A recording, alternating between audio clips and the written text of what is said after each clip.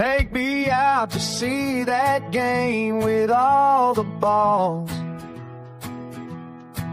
Or to the wrestling ring, best out of three falls. Donny and Randy talking wrestling and sports. We're talking the ball pit. It's the best, of course, 'cause it's the ball pit, the ball pit. Donny and Randy, they freaking called it, 'cause it's the ball pit, the ball pit. There's no better podcast. They're all shit.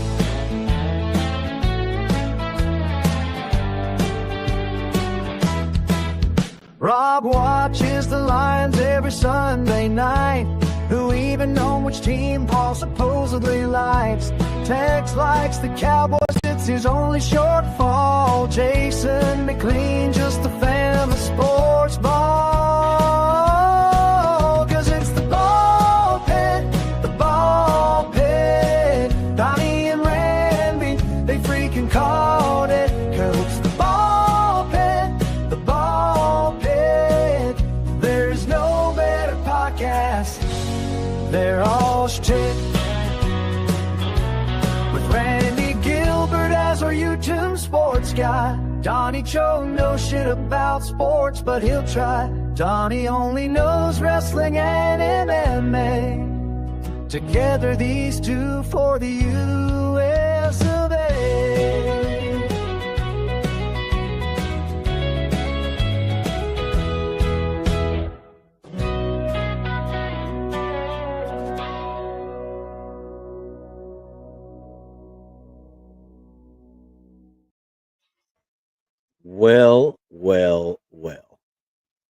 Well, Indeed. yes. What's going on? Not much, man. Just like I was telling you backstage, just finished, came back from the movie theater, watched Predator Badlands, and now I'm here. Yeah, so imagine people want to know what it's kind of like.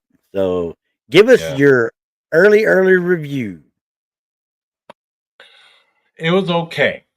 I thought it wasn't that bad. There's a lot of criticism online about it, saying that it's too woke and whatever.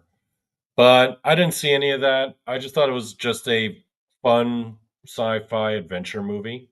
Yeah, So if you just want to go in there for a fun sci-fi adventure movie, good to I go. thought it was okay. Yeah, I thought it was okay. You know, you bring up sci-fi adventure movie, and my mind gets stuck on one thing every time. I never can remember the name of the movie, but it was about an alien and an alien bounty hunter that would come, but the alien is like a drug runner type alien, and Mhm. they would inject his victims with cocaine or heroin or whatever, and then harvest the brainstem fluid from them, and that was Mm. a drug to the other outlying alien people or whatever. I can't, and I'll have to look it up again, but it always comes to my mind every time I think about aliens coming in and everything. You know, that movie has always stuck with me because I can remember it. The guy would sit there and do his little fist like that, and all these two long things would come out, and one would inject the person at the base of the brain Are you talking about brainstem. I Come in Peace? I think that's it. I think that's what it is. Yeah, that's what you're talking about. I Come in Yeah, Peace.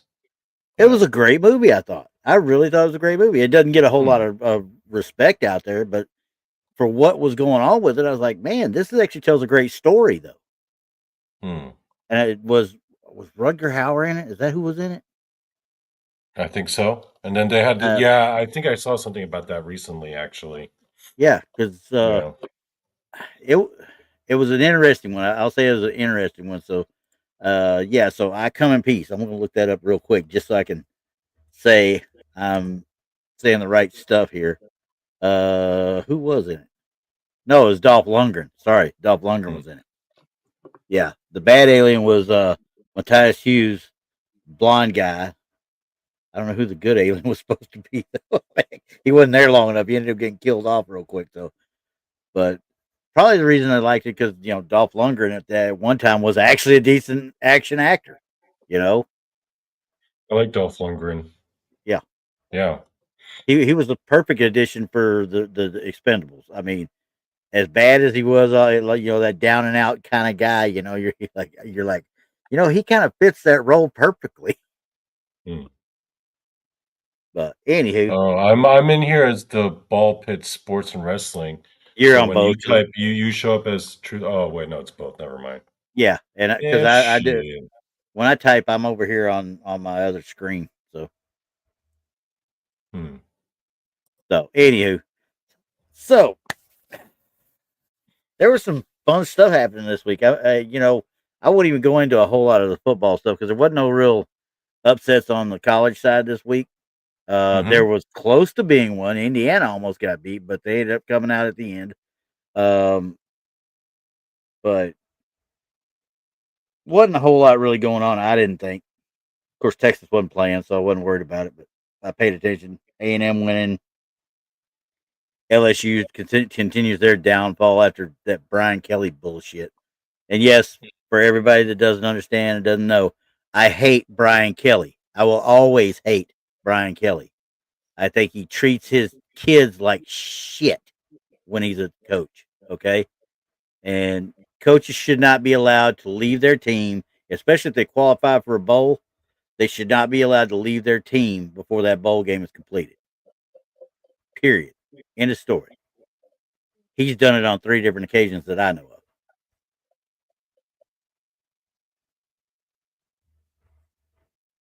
Which team is he for? He was the head coach of the LSU Tigers. Oh, Now so what was? he hadn't got a job. He was at Cincinnati first.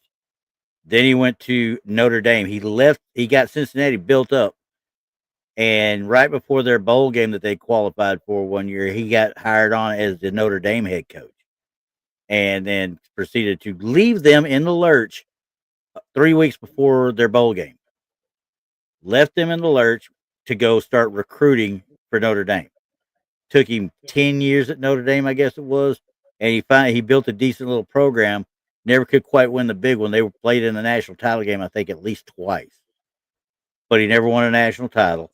Then he got fired from there and got hired on at LSU after the LSU fired Les or Ogeron or whoever the last one was for him, but got hired on there.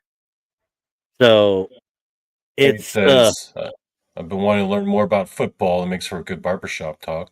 And then Paranormal Paul comes in and says, it sure does, Bigfoot. dang right. That's Hey, why Now is I it got to going know. to get Paul up in here?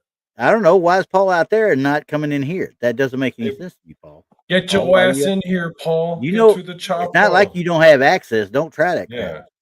But anyway, so yeah, I hate the guy. And now, what really got me is because number one, he had no respect for the kids that played under him half the time, and then he had a safety that was a captain of the team, and that Mm. that kid he had some sort of disease. He had some sort of disease where he essentially lost all motor function. Okay, he had to relearn to walk again. He had to relearn to talk again.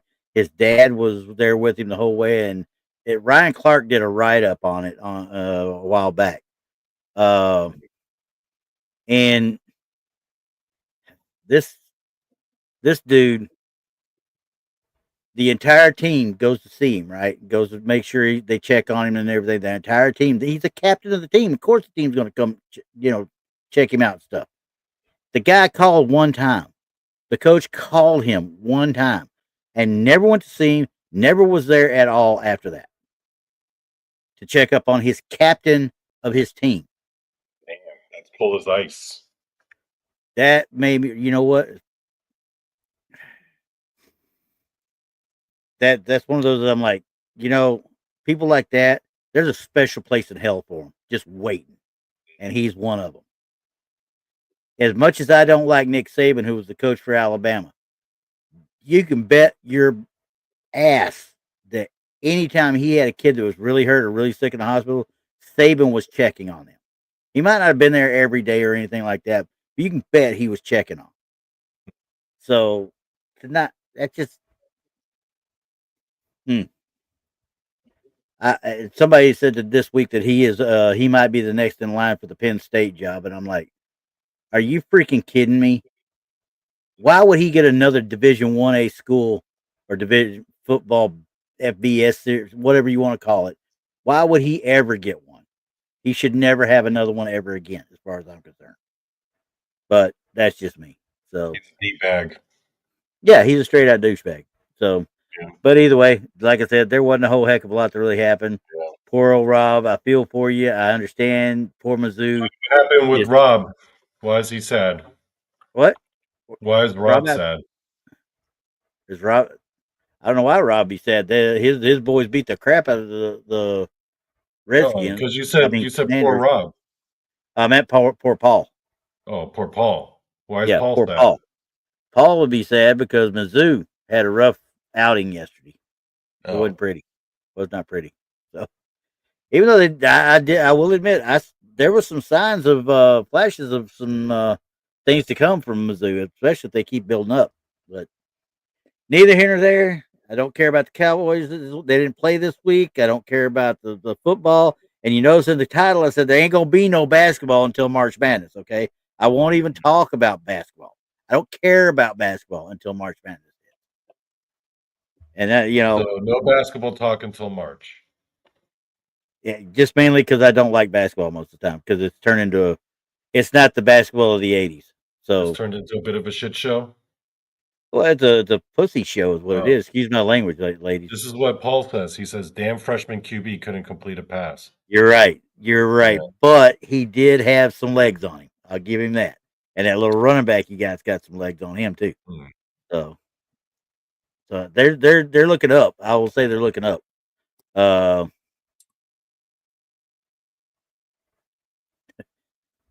Blazed. I'm assuming she's talking about the Portland Trailblazers. There, Bigfoot fades. Or should I be like Rob, like uh Brandy was telling me, Rob, Bigfoot fade is I think it's Fades.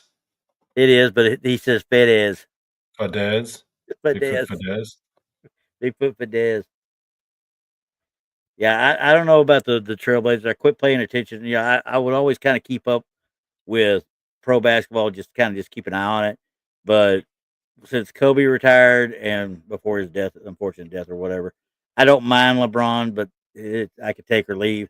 There's just no teams that have reached out and made me want to care about them at all. The Mavericks were kind of starting. I liked Luca for a while, but then he got traded, and I was so pissed off. I swore I'd never watch him again, and I haven't yet. Oh, never mind. Bigfoot. They says the Blazers got caught in that illegal gambling ring. So for anybody that don't know, there has been a sting slash illegal gambling ring being busted within the NBA. It's taken down Chauncey Billups. It's taken down a guy out of Miami, and I don't. I guess the Blazers got Yeah, a what's whole going bunch. on with that exactly? Because I haven't been following that. I don't know all the specifics of it either. I just know that it looks like they were using insider information for betting purposes, Hmm. knowing when somebody was going to be out, knowing when somebody's going to be in, that kind of deal. Hmm. That's the way I understood it. Which, So they if you're a were like coach, fixing games. They were just like saying, like, "Yo, I they're think this guy might be injured." or they're saying, "Hey, this guy's not going to play tonight. You might want to bet that way," or "I'm going to bet that way because this guy's not going to be in it tonight." But I I don't have a problem like you know the Pete Rose whole thing. I don't have a problem because he never bet supposedly on his own team's games. He would just bet on games. He Hmm. never threw any games. But I'm like, okay, we're being a little bit of a stickler for the rules. We're talking about no gambling when he's betting on other games that he has no control over. These people were betting on games they were physically involved in. Much like the way the gambling thing happened with the referees several years back, the NBA referees, several of them got nailed for betting on the games that they were officiating. There's a little bit of a conflict of interest there. Damn. So, There's a lot As to if be. the NBA didn't need to take another hit, 'cause I saw something in the news saying that their viewership's down by, like, 50% 'Cause nobody compared gives a to shit about them no more. yeah, There's nobody nothing gives but a a shit bunch of about highlight reels out there. That's all of these kids coming out of college. They don't yeah. wanna be part of a team like the back in the days of Magic and Kareem and Larry Bird and McHale and Parrish, the guys in the '80s and the '90s, even up through Kobe and Shaq, with LA. The teams aren't there anymore. Paul says, "With sports gambling becoming such a big thing, I think we're going to see more of this." I think we will too, Now that got me especially curious, yeah. though, Randy. Tell me about your own personal history with, betting on games and sports, like, how much do you like to do it? How often do you do it, if you do it at all? When you got Quite the frankly, most I've into never it? been one to do it. I've never No? been a gambler in any way, shape, or form outside of doing slot machines in Europe. When I was stationed in Europe, I do slot machines and stuff. So Or you if I don't go to happen to have Vegas been at at all? You don't gamble nope, at all? nope. I play poker, which we used to play poker which was quarter ante, 3 bump max. That was it. Mhm. Uh, quarter So ante you or quarter ante or and 50-cent limit, 3 bump max, dealer's choice. So we would get several people, and you take 2 rolls of quarters, you sit there, you might make $20 over the night. But as far as going in high stakes, yeah, no, no, no, no, no. I like my money too much to be giving it away to them people. so you never thought about sports gambling at all?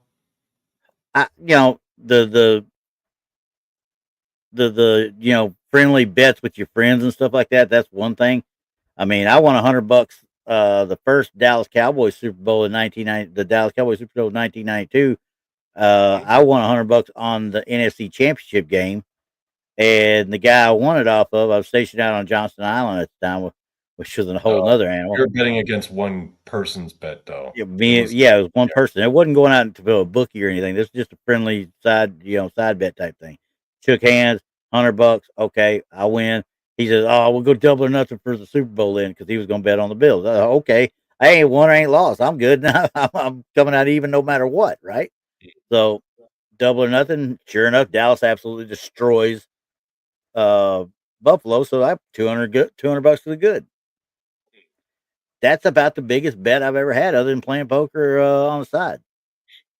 Were you betting for the Cowboys because you were loyal to them as a fan, or were you betting on them because you legitimately thought that they were gonna whip At their that ass? time, it was because I was caught up in because I've been through so many years at that point from about 86, 87 when they started playing like they just came out of high school, and the end of the Tom Landry era and going into the Jimmy Johnson era, you know, they were just crap. They really were, but that was because Jimmy Johnson was building that team up.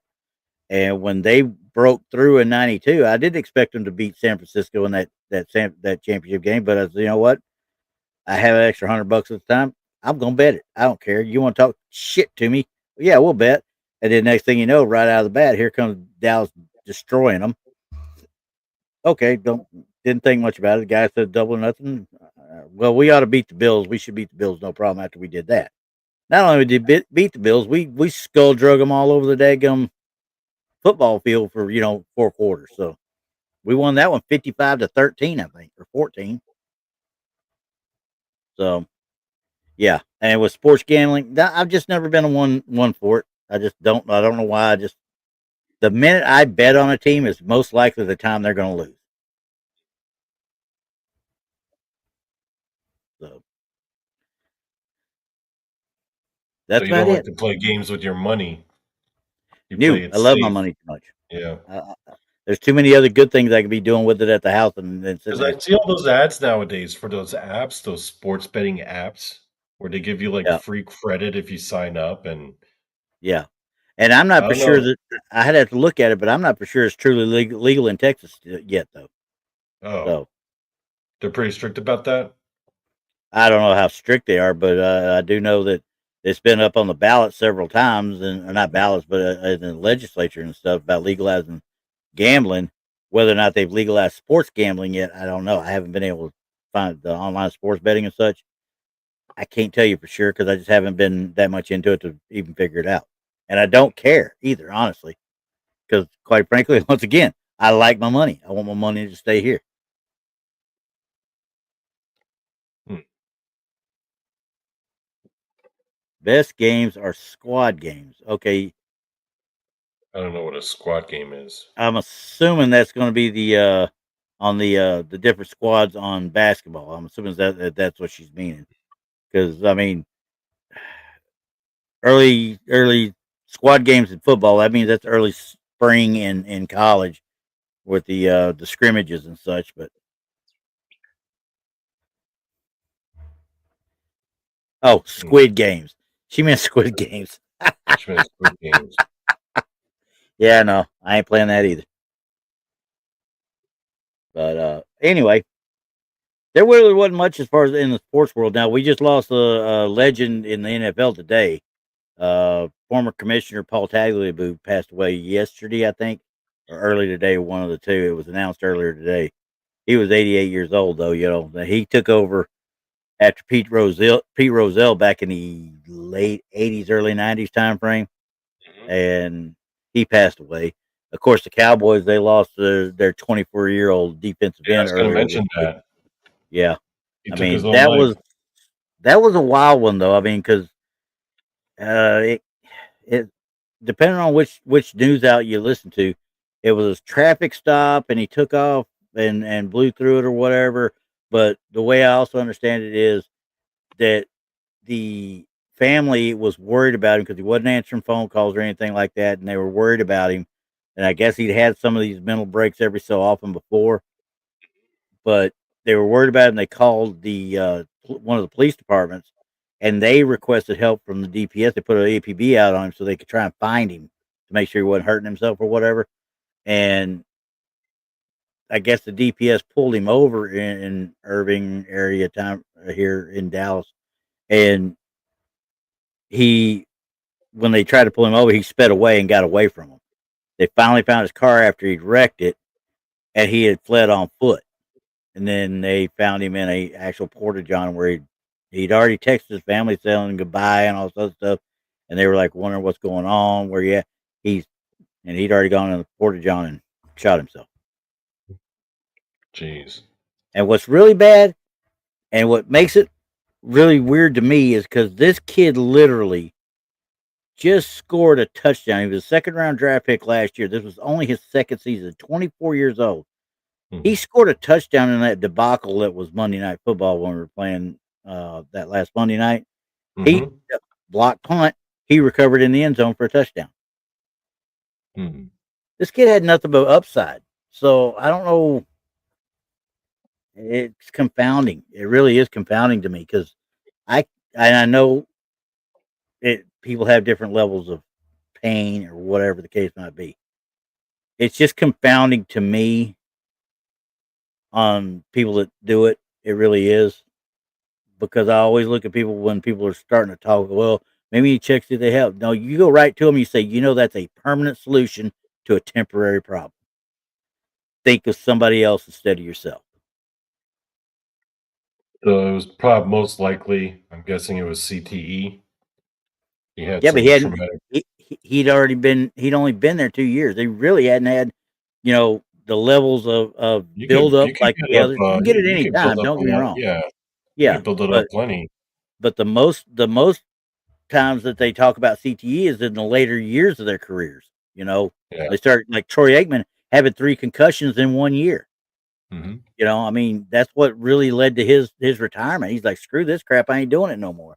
And that's probably the best thing he could have ever done. So, I mean, could he have?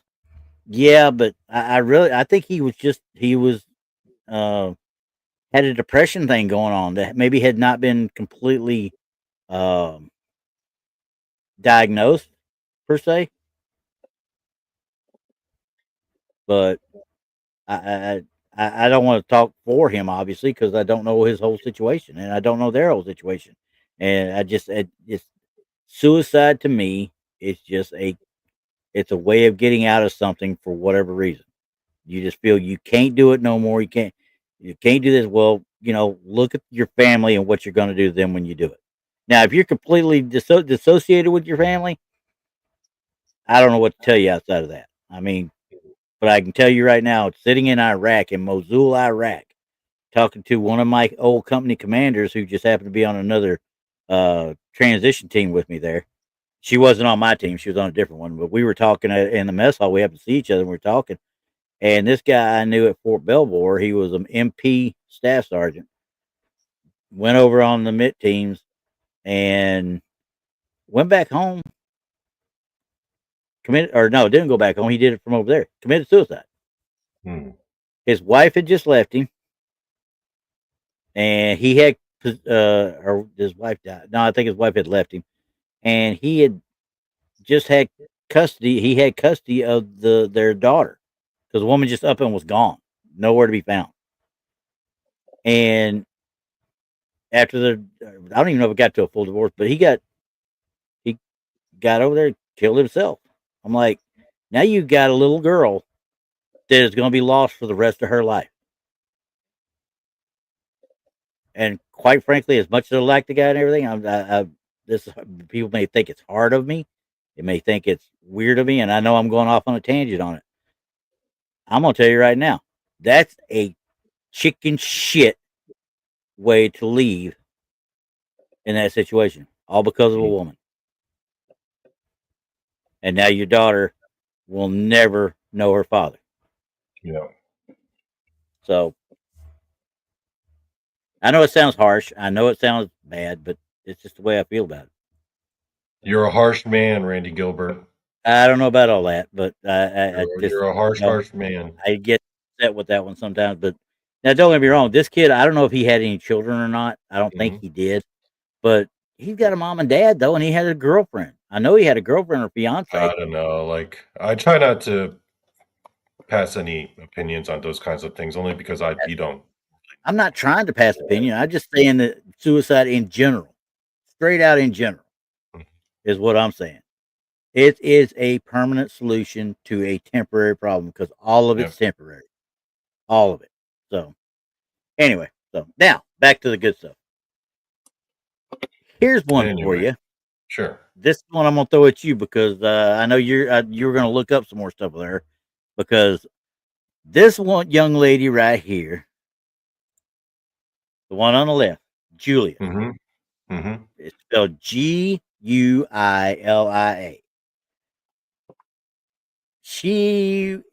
Well, when she came to NXT, she was one of the hottest freaking stars coming from Japan. She came Yeah. into such fanfare. Hmm. The girl was a She, beast. yeah. She was a beast. She came in and probably within a month captured the NXT Women's title.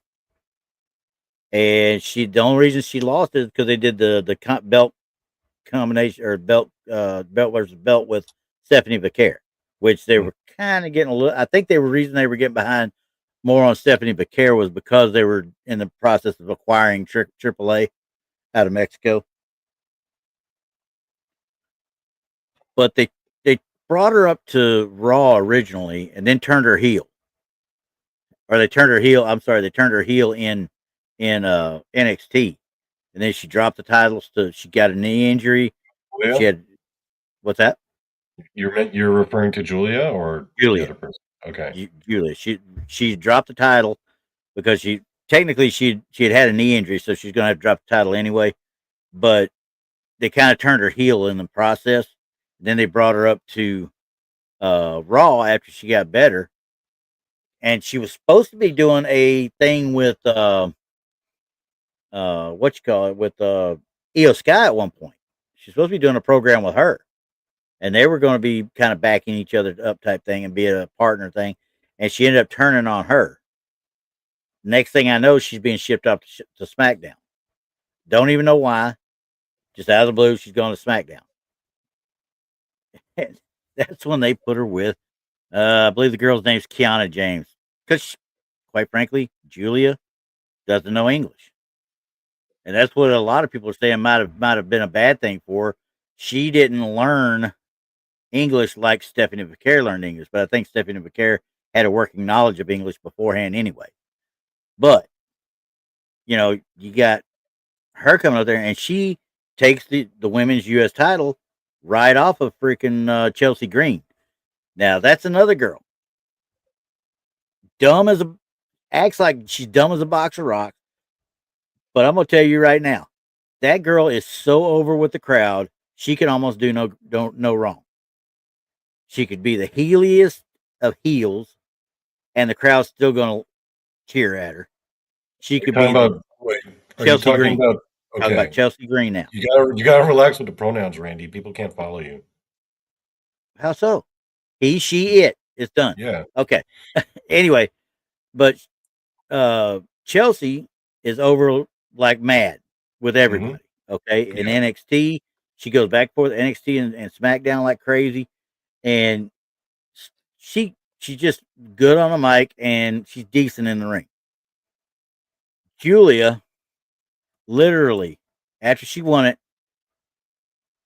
she had it for 133 days. She just lost it back to uh, Chelsea Green on SmackDown this week. Hmm. Okay. Julia has it for 133 days and just wrestled and defended it twice, other Mm. than the one she lost. Okay, so 133 days. She just wrestled for it twice. Damn, that's, and to me that's the booking issue. But that's a booking I don't issue. know if they know what to do with her because all the other girls on SmackDown are wrapped up in the the women's world title race, Hmm. or they're going after the women's tag team title, which is Charlotte and freaking um, Alexa Bliss.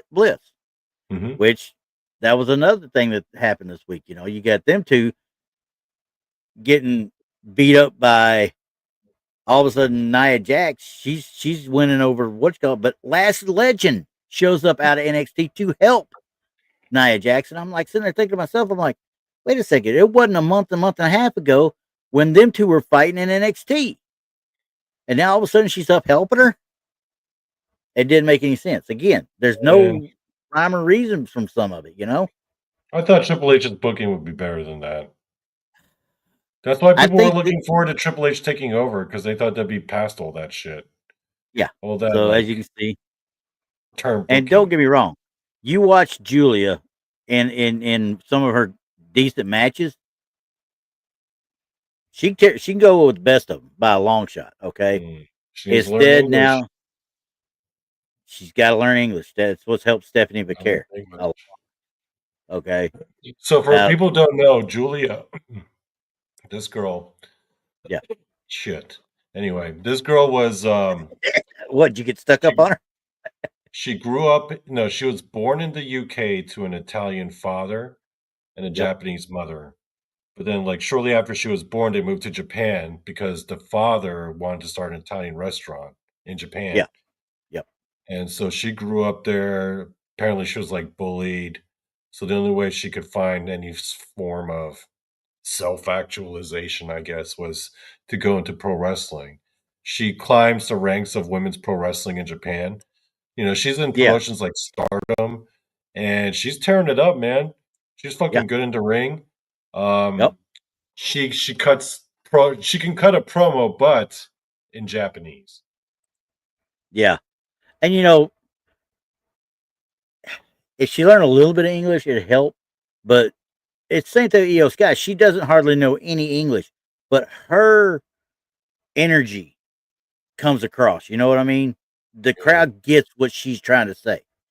Kyrie Sane's the same way. The crowd gets it because they know how to put that Well, facial expression on. also, they're Japanese. Like you look at them and you don't expect them. This girl No. looks white. You expect her Yep. to speak English. So when you see that she doesn't, people are like, "What? Like she only speaks Japanese?" Yeah. Yeah. It doesn't seem like it. And trust me, there's other pictures out there. You gotta. She's not afraid of doing things. Let's put it that way. Mm. But and But she's nasty in the ring, guys. She is really good. oh, good lord! I mean, if she's got the right opponent, I'm gonna Actually, tell you we right could now. probably show like highlight videos from not WWE, of course, No, but yeah, from like anything from Stardom. Stardom, maybe. Yeah, we could show. Hold on.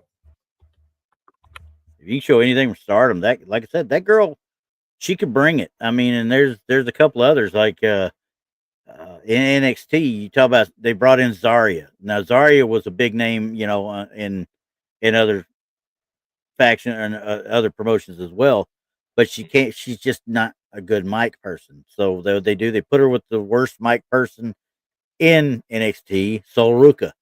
Sol Ruka can't talk either, but it works out because Sol Ruka is one that can actually go with all of them, and she's got probably the best finisher out of all the women right now. Mm. I'm looking at the highlight right now of Chelsea Green pinning Julia. Yeah, you see it, Yeah. and the crowd is actually cheering for Chelsea. Hmm. And then there's another one where Julia crushes Chelsea Green in her NXT debut. I like Yep, Chelsea Green though. she could do anything. She's one of them hands you got to have that can Mm. actually get somebody else over. You know what I mean? But yeah, she ended up winning it by putting the feet up on the rope on a pin. But you could tell that it was one of those things that, yeah, no, no, no, no, no. But now there's also rumor control out there that they actually have something big planned for Julia. Which, if they bring her over to Raw to start feuding with Stephanie Vicaire, I'd be all over that because Mm. that's going to be matches on the level of what Stephanie and Io Sky were having.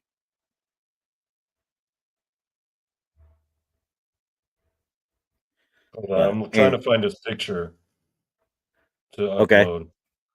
I'm looking for it. Oh, here we go. So, bear with me. I'm just uploading right now. are you good? I'll show you what made me a fan of Chelsea Green. If my phone isn't completely fucking retarded. Hold on 1 second. You know she was on NXT this last week, right? Chelsea Who? Green was. Chelsea Green? Yeah, they were doing her and Ethan Page were doing their celebration of winning the mixed tag championship from AAA. Yeah. They had the cake in the ring, which every time there's somebody who's going to pop out of the cake and screw somebody up, right? Well, Hmm. they're sitting there thinking it's Joe Hendry, and they say, "Yeah, say his name," and they're sitting there waiting to hit it. They say his name, and here comes Joe Hendry, but he comes from the back, and everybody's like, "Look at that!" Says, maybe we need to say her name. And there's another person that we don't talk about enough because she's building herself up. She's starting to really shine a little bit more and more, and that's Thea Hale. It says say her name, and Thea Hale pops out of the cake and just goes. She hits him with pies in the face, and Chelsea Green and Matt Cardona actually put it out. For those who don't know, the original Zack Ryder, i.e., Matt Cardona, who was Zack Ryder in the WWE, is married to Chelsea Green, Hmm. and she comes out and got Ethan Page and the other girl, I can't remember who it is next to her, and she's got. And she literally looks into the camera and says, "I have never been creamed on like this." Needless to say, Matt Cardona goes, "Huh?" So, this gimmick that she had, remember this? Oh yeah, yeah, yeah. So, for those of you who don't know, this is Chelsea Green, right? So, but Yes, it this is is. when she was in TNA. DNA. Yep, So, back in TNA, there was a storyline where she got like fucked over in this wedding angle. yep. What was So her for a name in while, TNA? I can't even remember. no, I think it was just Chelsea Green in Was it TNA. still Chelsea Green in it? Yeah, I think she was managed to use her. Her So real name, anyway, yeah. she afterwards for all of her subsequent matches would come down like all crying, so her makeup would be all fucked up. Hmm. And then she would have like a champagne bottle getting all drunk, and she'd be in a wedding dress that was all torn up and dirty. And she would wrestle like that, and she was known as Yep, the hot mess. that sounds about right. That I happened like to her that time. I gimmick. She really pulled was it not. off real well, man. Her character work was So really good. that's what I'm saying. She can talk. She can go. She can actually wrestle. I mean, it's kind of over the top a lot. But she can do it, and she can actually make people look good. But her characters, no matter what she's saddled with, she turns it into gold. She really does. Yeah, yeah. So, but anyway, so yeah, having her have that back, I mean, she's going to be transitional because they'll probably figure out somebody else to bring up. Um, who it's going to be, I don't know. Because quite frankly, they haven't had Jordan Grace on NXT in a little bit since she lost to Blake Monroe, whoever the one who used to be Mariah May or whatever in uh, AEW. She's Blake Yeah. Monroe there. But I keep thinking, who's the best? So right now, I mean, I would have said originally Rhea Ripley was probably the best women's wrestler, bar none, in the world. Because she could have a match with everybody. You know what I mean?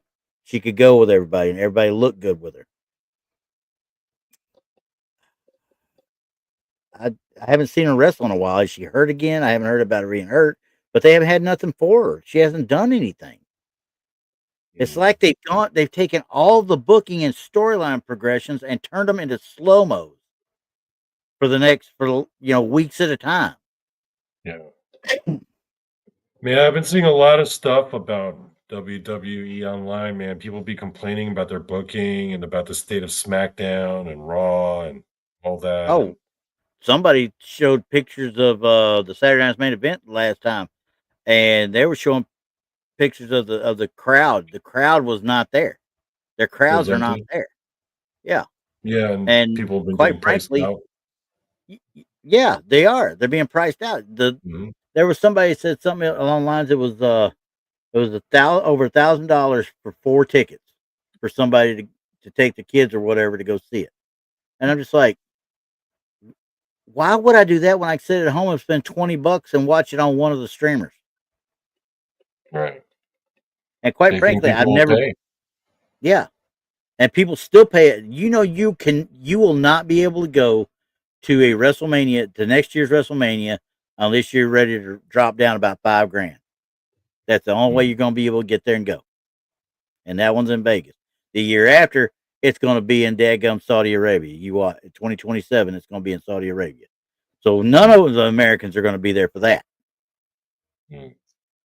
And quite frankly, it just I'm at the point now. If they're going to get in bed with the Saudis, I really don't give a shit if I watch much of their stuff anyway. I mean, you Yeah. got to get money. I understand that, but you got too many people that won't go over there. And once again, I look at CM Punk.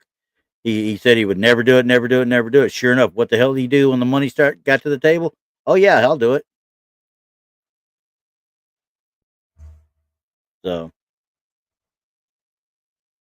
Yeah, anyway, that's up to people, you know. People have their own individual stances on things, right? People have their yeah, political views, so I yeah, guess that's up to the individual and how much are they and it willing to should be. compromise that?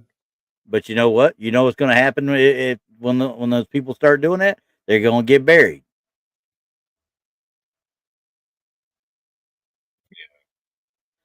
So now I got. What did you think? We all know that Seth Rollins got written out because of the shoulder injury and such. And how? Shoulder injury, yeah. What did you think about? Did you get to see last Monday's stuff? Well, I know that, someone came out with, like, I think it was a review of SmackDown, actually, Uh where huh. they basically said they called it the ruthless regression because of all the factional stuff going on with, like, you know, Yeah. the Oh family. yeah. You talk And about uh. Oh wait, the family. That's on AEW. Don Callis family. no, no, no, I'm talking about I'm not saying specifically the family, I'm talking about, the Oh Usos and yeah. Yeah, because you got the MFTs, which is what Solo's got with all yeah, the Tongans, and yeah, then you got the Wyatt Six that are there too, which I think would be a cool little match. Honestly, you put the Wyatt Six against the daggum mhm, the MFTs in a that war game style match or whatever. yeah, That'd be kind of cool, but I don't know how much it'll go because hell, I don't even know what happened to Bo Dallas as Uncle Howdy. He just kind of yep, disappeared. yep, So I don't know. I mean, it was cool the first time they did it when the MFTs were in the ring after beating somebody, and then all of a sudden the lights go out and there's the Wyatt Six come up behind them. I'm like, this is might get a little bit interesting, but That's only because I like Joe Gacy and Dexter Loomis though, because they can actually go with people. Nikki Cross can still go too. I mean, it's not like she can't wrestle. I But like Nikki Cross. yeah, she's always been a decent wrestler. Yeah. Um, I'd like to see where it's kind of going with it, but when they do that though with the tag titles need to be off the White Six before it happens because it doesn't need to be mixed up in that. It needs to be back on one of those guys like the Motor City Machine Guns or the to a lesser extent the Street Profits maybe. Yeah, I mean, I don't see the titles needing to be in there. But again, I'm not the booker. Yes, I wish they'd take EBT cards. I'd get them. Oh, But Nemobeer. well, and Yeah. as we were talking about that, shifting our look over to the AEW bunch. That's that other one I was talking about. What we were talking about beforehand. These two girls right here. They've literally had one other match in uh, AEW. And for those that don't know, I had to look it up myself because Donnie had to remind me. He recognized Nixon Newell. Nixon Newell was Tegan Knox Yeah. in WWE. So now Miranda Elise, I don't know who she is. Best I can tell, AAA and TNA at one time. But they literally had one match, and they were going against Marina Shafir and uh, what the heck was the other girl's name? Megan Bain, big girl, the big girl Megan Bain. So they went against them, of course, lost in short order. They went into the collision tapings, wanted more than a 3-minute match that somebody had said that they didn't want to lose, but that was not the case actually. They went in and said they wanted more than 3 minutes to make the match look decent. You know what I mean? And they were told no, and they walked out. Well, the people stepped up behind them and took it and said the two girls that took it, said, "Heck yeah, we'll do it." So guess what, girls? You just tried to political yourself clean out of daggum. Who was it that refused to do the 3-minute match? There wasn't the company had only allotted them 3 minutes. They wanted more than 3 minutes, Mm-hmm. and then they Who's they? walked out. Nixon Newell and Miranda Elise. Oh, these two? Okay. These two right So here. they just walked out Yep. on AEW? Damn. So guess what they did? They just killed their own daggum AEW careers. They just killed their careers. Yeah. I mean, Damn. now don't get me wrong. Tony Khan is pretty much turning into more of a wrestling businessman because he's already gotten burned by all these other little bitches he's hired before. CM Punk, Cody, not so much Cody Rhodes. Cody Rhodes and him just didn't see eye to eye. That was a lot of it was Tony's fault on CM Punk. He could have handled Yeah. that better. Well, Tony could have handled a lot of stuff better, Yeah. but he wanted to be a Vince McMahon type instead of being the guy that run the company. Yeah. Be the guy that actually runs the company. Don't sit there and play it. Be it. And he was getting run over by big names. And sorry, you get your head out your ass. Their best thing right now to me is Samoa Joe. They keep Samoa Joe going. I'm happy. Is he healthy to wrestle though? Because he had to leave Yeah. originally because of all those concussion issues. Well, him or Bryan Danielson. Hmm. It was Bryan Danielson originally retired in WWE because of the concussion issues. Yeah. As far as Joe, not that I knew of, Joe kept having knee injuries and stuff like that. But once again, though, Samoa Joe had a match. Well, he just had a match with at their last pay per view or whatever it was with Adam Page, Hangman Adam Page for the world title. So, and he's still going at it with him. You know what I mean? They just had an interaction this last week. So, and he's still the best. He's the best in their daggum on their roster on the mic. He's the best on the mic out of their entire roster, no matter what. So just remember, Joe's gonna kill you. Joe's gonna kill you. And I hear that every time. I'm like, man, not good. But anywho, oh hey, by the way, did you hear about the wardrobe malfunction on Saturday night or on Friday night on I heard of SmackDown? it, but I didn't watch it. I didn't watch it either because they cut away from it. They never showed it all. So, but there was a. I'll just say Charlotte Flair had a wardrobe malfunction, and they cut away, Hmm. and she was. I guess it either got pulled down, she got exposed somehow, but she did come back and say she's going to start wrestling in the robes from now on. Hmm. Now, I'm going to tell you right now, a lot of people hate Charlotte Flair because Charlotte Flair's this or Charlotte Flair's that. I tell you what she has done. She's built a more of a personality in this run than she did in the others. She was always that entitled whatever, you know. Now she's almost like she's a little bit more vulnerable with friendships and stuff like that. Like she's developed a sense of humor is what's Yeah. actually happened, and it's coming across in the actual matches and the actual interviews and stuff. Sometimes you just gotta let it out there, man. I think she just kind of Yeah. stopped giving a fuck. Well, she's already done everything you could do. I mean, she's had two or three, maybe four WrestleMania matches that were matches that damn near stole the show. Hmm. The first match with her and her, Mercedes Monet, and which was Sasha Banks at the time, and Becky Lynch in Dallas, WrestleMania 32, I think it was. And that's that match alone by itself was the best match of the show to me. She was doing those moonsaults off the corner, you know, on the girls outside. She was doing the stuff in the ring, you know, that they were moving like they knew exactly what the heck was going on all the time.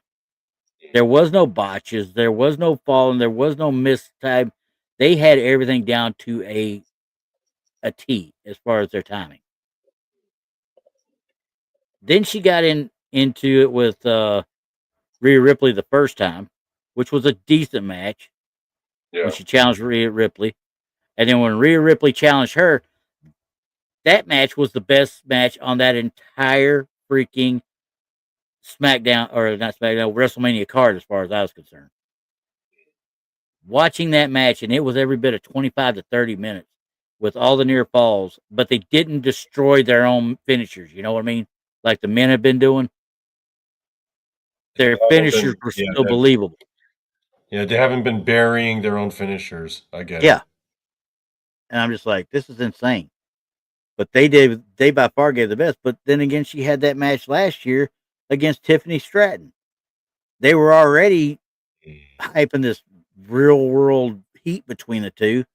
And I'm just like sitting there thinking to myself, you just because Tiffany doesn't know how to cut a freaking promo yet. Y'all haven't worked with her. So now Tiffany's gotten better, and then they take the bit off of her. They take the belt off her and put it on Jade freaking Cargill. I um I just looked up the wardrobe malfunction on my phone. Did you? It was indeed a wardrobe malfunction. Oh Lord, did they come completely down? No, it's like where it's like the top has got like these straps, Yeah, yeah, like these web straps, yeah. and the nips were peeping out. Oh The nips were God, peeping out. The thing is, she was kind of just like there, and I clearly just didn't notice that the nips were out, but the nips yeah. were out. Hey, when you're in that situation, I guess you just roll with it. Yeah, Could be worse. I mean, people don't realize that probably 15, 20 years ago, you remember Jacqueline, the black lady that was with the Dudley boys every so often or whoever. yeah, yeah. She I was a remember that. hellacious wrestler too. Don't get me wrong. And that she's from Dallas here. That's why I can. She's actually in the Hall of Fame now that I think about it. Dudley's inducted her, but she's in the Hall of Fame. Jacqueline was a beast, but she was up on I forget who it was. She was a referee. She had a referee shirt on, and she was on somebody's shoulders. They were picking her up, getting ready to do an electric chair type thing. Somebody Yeah. reached up and grabbed the back of her shirt and jerked it, and it pulled the whole top, and she was just bare ass open up there, Hmm. all for all the world to see. And I'm just like, I'm in love. I Damn. know that sounds bad, but yeah, that shit, that stuff really happens a lot, That shit and happens, man. it, it it's surprising that it hasn't been seen more often. But hell, remember Charlie Haas? He was married to that one girl. I can't remember who it was now. Her name because she was like a tough enough person. Uh, her name was Jackie, I think. But anyway, she got up there. One guy, he was fighting one guy, and she got up there, grabbed it, did one of these, go shh, and flashed him, and the guy's like, and got rolled up for the pin. I was like, that's cool That as was on hell. purpose. Yeah. Exactly, that was cool as hell. Use that crap, you know. Yeah. They couldn't get away with it now, though. Oh, the But roll up, the most devastating move in professional wrestling. The roll up. yeah, the schoolboy. I would make This if I is could make my own wrestler, I would make a heel, and that was his finisher, the roll up. He was like the master of the roll up, and yeah, everyone just roll them hates up his and gut. out of the nowhere, just like the Yeah, RKO, out of out of nowhere, the nowhere, roll up. the roll up. Well, I mean, hell, think about it. I mean, how did Eddie Guerrero beat Kurt Angle in that WrestleMania match when they were? He caught him as he come running in, and he caught him with a small package that was like Yeah, in a midair small package. Catches him and they flip him midair and gets him down and roll and pins him. And I'm like, that was the coolest small package I think I ever saw in my life. the It really ultimate was roll up. the ultimate roll up. Yeah. I mean, it's good as if the story's told right. It's freaking Mhm. great if the story is told right. That, You know why? That's why I always liked Mr. Perfect's finisher, the Perfect Plex, oh yeah, because Fisherman's it Suplex. wasn't about, like, the damage or, like, getting them to tap or nothing in terms of compared to other finishers. It was just a move that, like, it was not a roll up, but it was kind of the same idea where he would just put you in a cradle and suplex you, and it was just Mhm. impossible for wrestlers to get out of, Yeah, he he and then they'll he just did get so well pinned. and Yeah. sold it so well. I mean, that's like Jake the Snake's DDT. DDT is a joke now, but if you bring Jake the Snake back in there to do it, they're going to stay down. You know what I mean? Well, the DDT is, like, different because that's, like, damage, right? Like, when the opponent takes that, they're so damaged that they get pinned, whereas the Not so Perfect much Plex is anymore. just well, yeah, obviously, but the idea of it but the Perfect Plex, the idea of it was it wasn't damaging, it was just they were just trapped in it. That was it. Yeah, it They was kept it impossible to going. quote unquote break. Yeah. You were already stunned from the See, all suplex the part other of it. ones is damage, right? Yeah. Ultimate Warrior, damage. Hulk Hogan, damage, right? What was Ravishing Rick Rude's, finisher? Originally, it was a DDT. Like it was the Rude Awakening. It was originally a DDT type move, but then Yeah? they turned it into the reverse neck breaker. Oh, okay. I forget some of their finishers. Like, I don't remember Hacksaw Jim Duggan's finisher. His was a spear. It was not the It spear was a like you spear. see it now. It was Yeah. like a football spear where the hands come up and he bap, hits them like that. Yeah, you And never saw that in too often. WWE, it was that running clothesline. So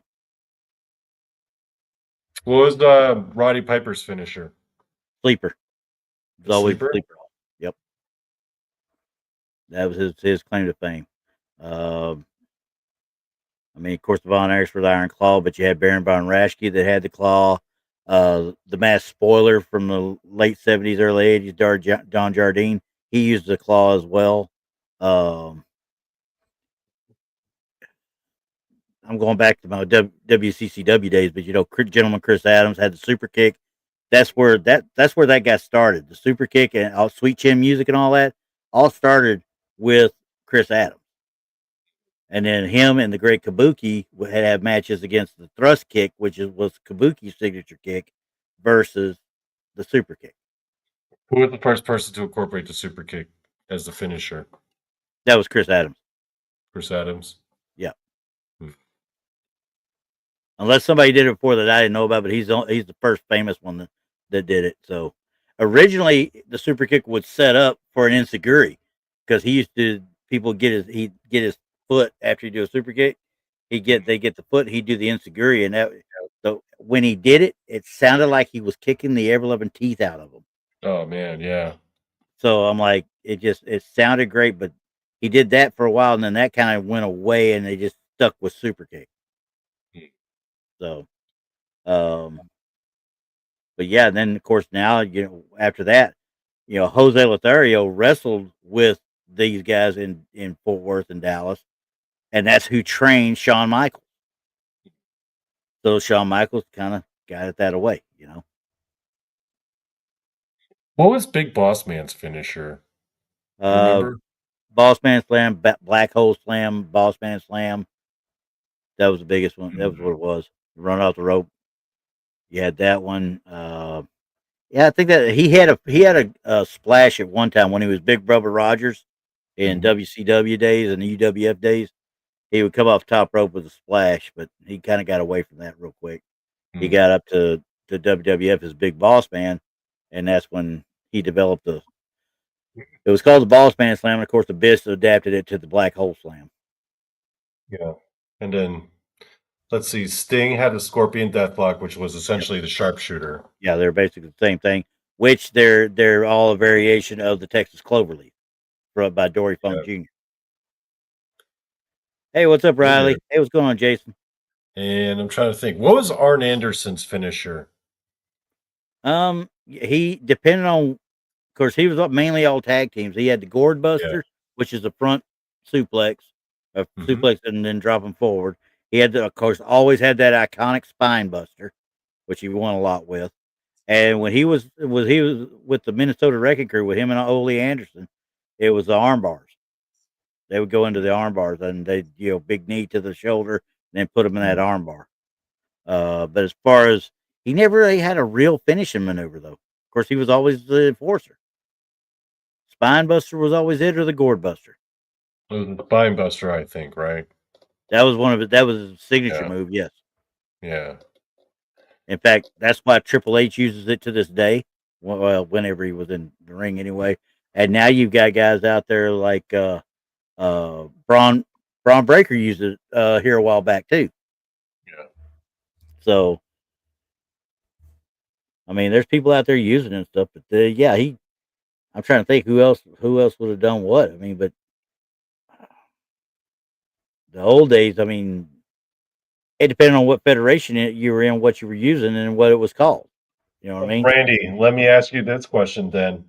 You Okay. are a wrestler. What are your signature moves? Figure four, because I tell you right now, I put men. Don't get me wrong. I'm not trying to say it's all real because you could stop somebody from putting you in the figure four quite easily. Yeah. But if figure four gets put on you, if they don't want you to roll over or they don't want you to actually do anything, short of bashing somebody in the knee, you're not getting out of it. Okay. Only reason I say this because I did that with a guy and he literally tried to roll me over and I just cinched it in. He could not get out. Yeah. Once you put pressure on that, it hurts. It really hurts. Um, after that, I mean, DDT is one of my favorites. Always has been one of my favorites because it was like the RKO at that time. Jake would Mhm. hit it out of the blue, out of nowhere, type thing. Mhm. But that was the old style. Now they just it's iffy, blah blah blah, whatever type thing. Bigfoot fades. My brother was a wrestler and always practice on me. Yeah. Oh, you did it too. I was gonna do it. And he lay on the ground and kick. Yeah. My only pistol lay on the ground. I used to do that to my sister. I'm gonna tell you right now. My mom and dad, and we were 10, 11, 12 years old at the time. My mom and dad had a king size bed, and it was nothing, and I mean nothing, for us to get up there. And the only thing I had to watch out for when I was coming off top rope, which was the corner post of the bed, when I was coming off the top rope, was make sure I didn't hit the ceiling fan. That's all I had to worry about. Mhm. But I'd drop her on her head with a DDT, and she'd look at me like, "You asshole," and then go tell mom I beat her up. You know what I would do if I were okay, so if I were a wrestler, right? My signature moves would be first, my main move, my bread and butter would be the The open roll hand up, slap. the The roll up, open hand slap. the open hand slap. Yeah, and I'll tell you why. In my opinion, the open hand slap is one of the best moves in all pro wrestling. Here's why. Number one, it's easy to do. Yeah, Number two, it's relatively safe. yeah, It's not like, it's not like a Not like the slapping contest. I mean, it's literally yeah. your Well, they're trying to knock each other out, right? But you could do yeah, it. You could do a slap in a way where you get the most noise without actually causing like concussive impact. I exactly, mean, those slap contest guys, they're practically doing palm strikes on each other. That's a completely different thing. exactly. Yeah, No fun in that. Sorry, no yeah. fun. So easy to do, safe, but it generates a lot of noise and it creates an emotional impact reaction to the crowd. Because then every time you see an open hand slap, people respond, be like, "Oh shit, he didn't just do Oh yeah, that." yeah, Yeah. yeah. So It makes sense. that's why, in my opinion, functionally, the open hand slap is one of the best moves. Yeah.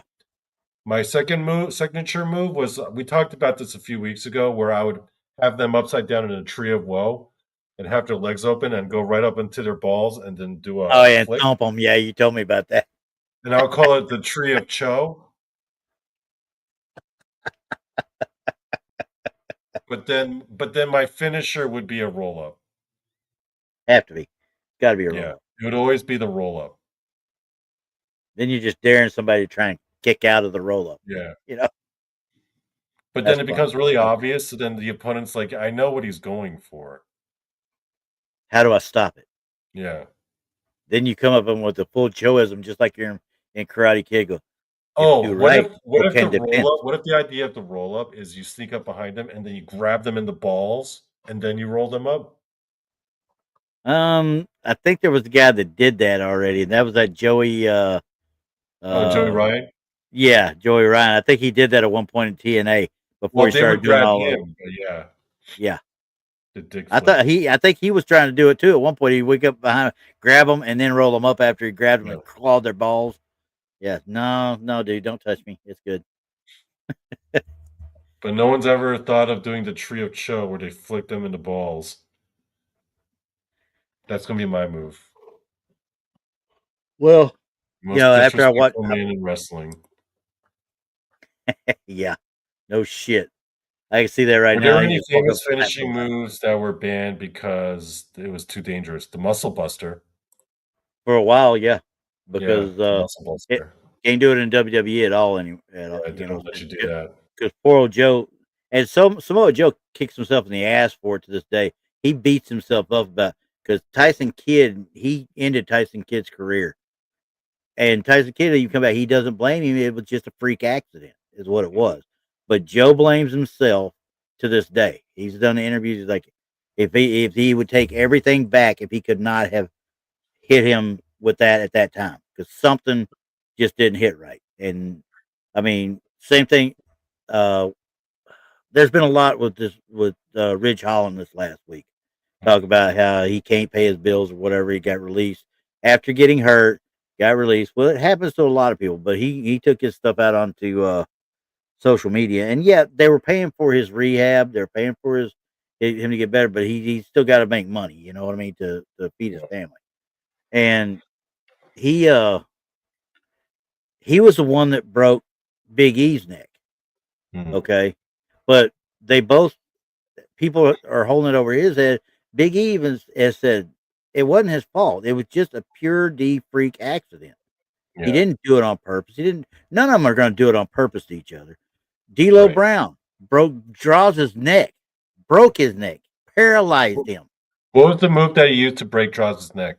He was doing a power. They were trying to do a power bomb, which they called the at that time it was the sky high or low down. I can't remember which one it was, but he was doing a power bomb maneuver, and I guess it didn't. When he dropped him down, it got right square on the neck to the point that it paralyzed Drozdov, Mm. and he was paralyzed. He's dead now. I mean, he died several years later, but uh, it he was in a wheelchair the rest of his life, quadriplegic, Oh, and Droz is dead now? yeah, Droz is dead. Droz been dead for a few years. Oh. Oh, I didn't But know that. that happens with the quadriplegic. They're sooner or later the body just gives out, completely gives out. It just doesn't have it left to keep going. But the once that happened, D'Lo, I don't think D'Lo's been in a ring since. If he has, it's only been as a charity type thing because I think that messed with his mind more than it messed with Draws's mind. You know what I mean? He carries that with him probably to this day. Man, this Nixon Newell walking out on AEW drama is all over the dirt sheets right now. Which doesn't make any sense. They literally had one match before Yeah. that. So Man, yeah, this drama's getting kind of ugly. what really needs Like, to be done now is Tony Khan needs to step up and say, okay, they're fired. They left. They didn't fulfill their stuff. They didn't like what they got given to them. There are no names, quite frankly, in the roster. I'm not gonna put up with this shit. Bye. mm, Now carry your ass to whatever independent promotion you want to go work in a gym at and have a nice life.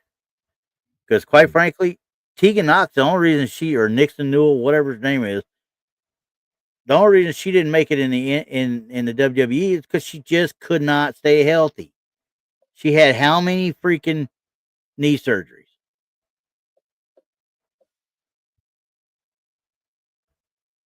So So, reading the dirt sheets, they're saying that Julia losing to Chelsea Green wasn't that she was being buried, because a lot of fans were like complaining that she was being yeah, buried, yep. but they're actually saying, according to the backstage rumors, That's what I was that saying earlier. it was actually to set Julia up for a push, Yeah. just to take it in a Now different creative direction. But it looks like they're having her set up.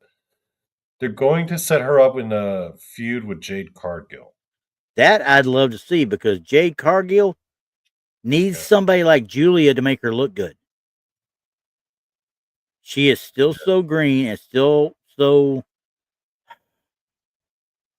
I don't know. I mean, she's green in some aspects, but she's still as far as you give her make her be the monster that destroys everything in her path, she's gold.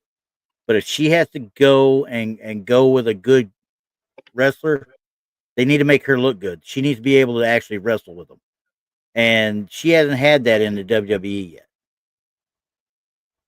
And quite frankly, no matter what anybody ever tells me, and I'll tell you this till my dying day, Bianca Belair is not that. She cannot wrestle. She's a botch machine. She is absolutely, completely, and utterly worthless in that ring. If you ask me. Oh yeah, she's powerful. She can pick somebody up and slam them. Okay, have a nice life. I know a bunch of people could pick up Andre the Giant, slam him. Doesn't mean they were worth a shit. oh, that's her girlfriend, by the way. Who? Nixon Newell. That picture you showed? Oh, they're together They're together. dating. Yeah. Okay, well then that's even better. Bye. Hmm. Hmm. I mean, honestly, you don't go into it to a TV taping and think you got something to hold over somebody. Oh, we'll just walk Yeah. out. Well, guess what? They just plugged in the people right behind you into your place, shot it anyway, and now you're out of a job. Good Hmm. job, dumbass. Hey, Riley, Cobra Santino Marella is still using the Cobra in TNA. He's their director of Yeah, authority. he's still using that. And I thought that was the funniest thing in the world when he did it. It's and the people that he's with, the people have to sell it right. You know what I mean? Because it ain't no good if they don't sell it right. Hmm. But in all honesty, Santino Marella, I don't remember his real name. He does have a judo background though. Yeah. Yep. So, but anywho, dang, we got an hour and 15 minutes without even thinking about it. Hmm. Trying to think if there's any. Trying to think of a finish move that was banned. The pile driver was the sit out version of the pile driver, the one that Owen Hart used on Yeah, that's another one I Steve was going to Austin. mention when Yeah, Riley asked which moves were banned. The that one's still pile banned. driver.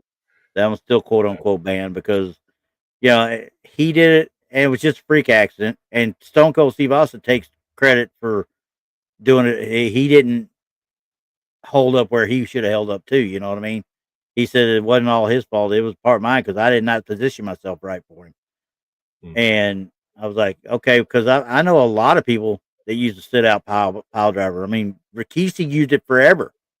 Didn't Yeah. hurt a single person, but he would set it up where they would go onto his thigh and not onto the ground. Yeah. So yeah, that one got banned for a long time. If it isn't still banned, um, damn, I'm trying to think what else. Because quite frankly, I was watching. I read something today. You know, Stone Cold when he was in WCW, he used that same move, that sit out pile driver, as his Yeah, finisher for a while. So, he did. Where's but some other yeah, movies that were banned? I know there were a few others. for a long time in the independents back in the 80s and 90s, the Brain Buster, different ones, it was banned. Hell, if you were in Mid South during the Bill Watts era, you couldn't come off the top rope. That was a Hmm. disqualification. Yeah, Bigfoot fades. If that and that movie, now she said mentioned earlier that the Condemned. I saw that movie. You ain't missing nothing. Okay, first of all, it's okay, but it's just another avenue of putting somebody. You want to see him do his best acting work as far as Stone Cold goes. His best acting work was in with Adam Sandler in Longest Yard, that remake, and that was only because he was a guard and he was an asshole. It Oh, worked. they recently banned the 450 splash. Well, yeah, because you got people trying to do it and they're landing wrong and they're hurting people Yeah, underneath them. and the Shooting Star Press was banned because of Brock Lesnar. Yeah, he almost killed But himself. oh no, they unbanned it recently though for certain wrestlers. Yeah, but they've got it. Uh, At one point, they had to show Vince when Vince was still there. They had to go out and show Vince that they knew how to do it and do it right and do it safely before he let them use it. Buckle Still- Bomb has been banned. Oh, has it? Yeah, and a Vertebreaker. Which one's a Vertebreaker? Vertebreaker was the one Billy Kidman used in WCW. It was like he'd hook and the legs would be up here over the shoulder. He'd have them double underhook with their arms here, and he would Okay, sit out and like drive the neck onto the ground. okay. There's a lot. Let me see if I can find. I think I know what you're talking about. It's like a variation of the pile driver, right? No, it's not even close to a pile driver. Let's see here. Okay, vertebreaker. Okay, this was actually done in WWF. Now I lied. It was not uh, Billy Kidman. It was Shane Helms when Shane Helms was in WCW, and then when he came to WWF. So this one is luckily it's not them. It's the old WWF. So I'm going to put it on here just out of shits and giggles for the fun of it. We'll see if I get yelled at. How's that? YouTube just cuts the feed.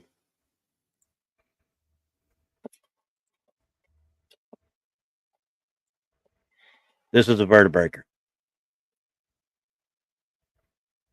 Oh yeah, that I could see why that would be banned.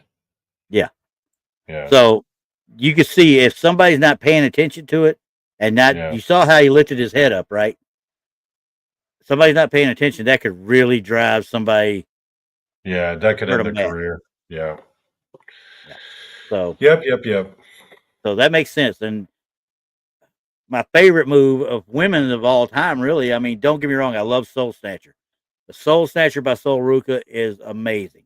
Okay. Watching her try and the way she hits it, it's probably the best one now. But the original best ones I've ever, the freaking Widow's Peak by Victoria slash Tara. The Widow's Peak was probably the greatest female wrestler move of all time to me.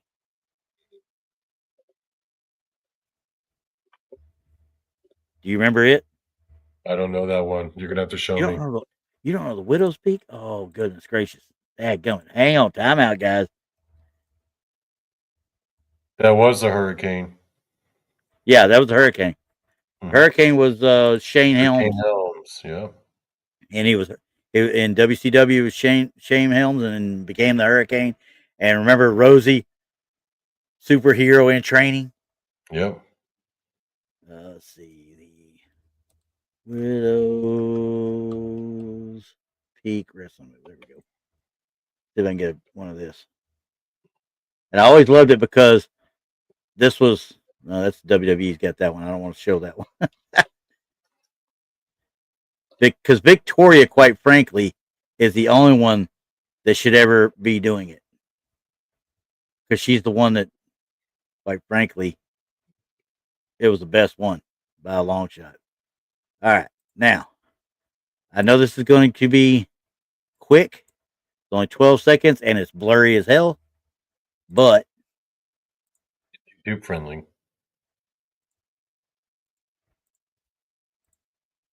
all right. Here we go.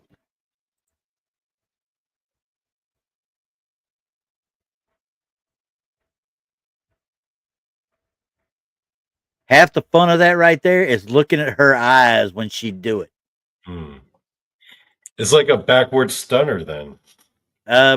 Basically, or a jawbreaker, backwards jawbreaker. Yeah. You drop them on their back of their heads onto her head. Yeah, I loved it. That's probably one of my favorite moves of all time, honestly. Just because of how fun it is. And seeing Victoria sell it after she does it, she would always kind of grab her hair and get that wide-eyed look, you know. You're like, man, that girl's crazy. I think, you know who's got a cool finisher, actually? Will Ospreay. Which one? I forgot what it was called. Several The one of where them, he I like mean, lifts them up and he spins them in the air. oh, like a log. I forgot what it was called. I'm gonna look real quick because I can't remember it either. Because I never was a Will Ospreay fan, but lately his before he I know he's out doing had to have surgery and some stuff going on right now. But some of these last few matches I've seen him in, I'm like, that one with him and Okada was absolutely insane. He uses the hidden blade, which is that elbow strike. Then he uses Stormbreaker, which is a double underhook neck breaker.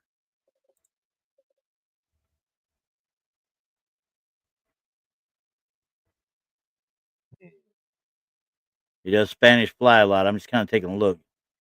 Where's the Stormbreaker? Oh, wait. Oh, it is the Stormbreaker.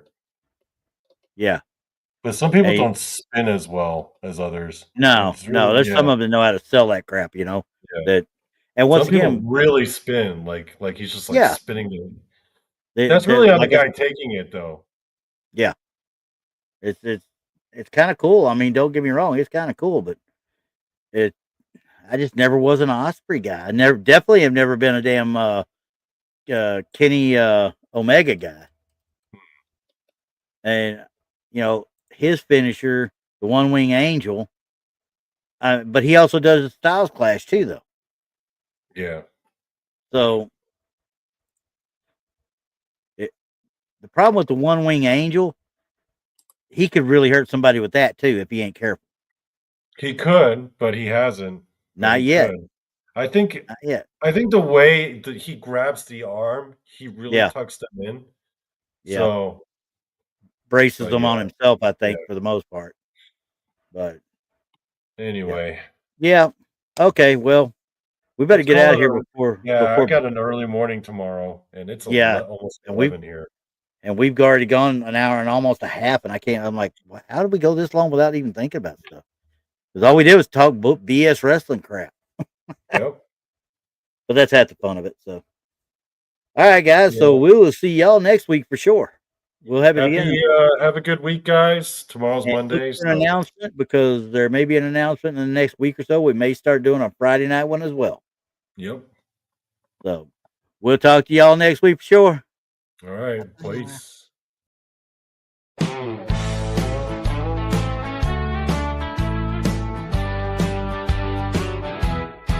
Take me out to see that game with all the balls,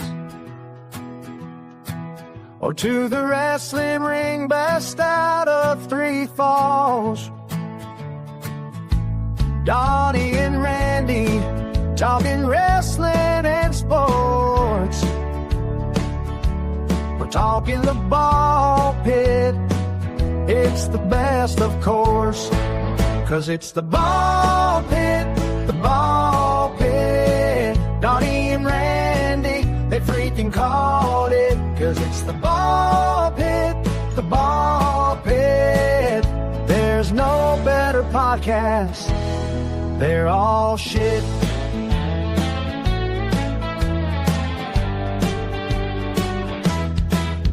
Rob watches the Lions every Sunday night. Who even know which team Paul supposedly likes? Tex likes the Cowboys, it's his only shortfall. Jason McLean, just a fan of sports ball. 'Cause it's the ball pit, the ball pit. Donny and Randy, they freaking called it. 'Cause it's the ball pit, the ball pit. There's no better podcast. They're all shit. With Randy Gilbert as our YouTube sports guy. Donny Cho knows shit about sports, but he'll try. Donny only knows wrestling and MMA.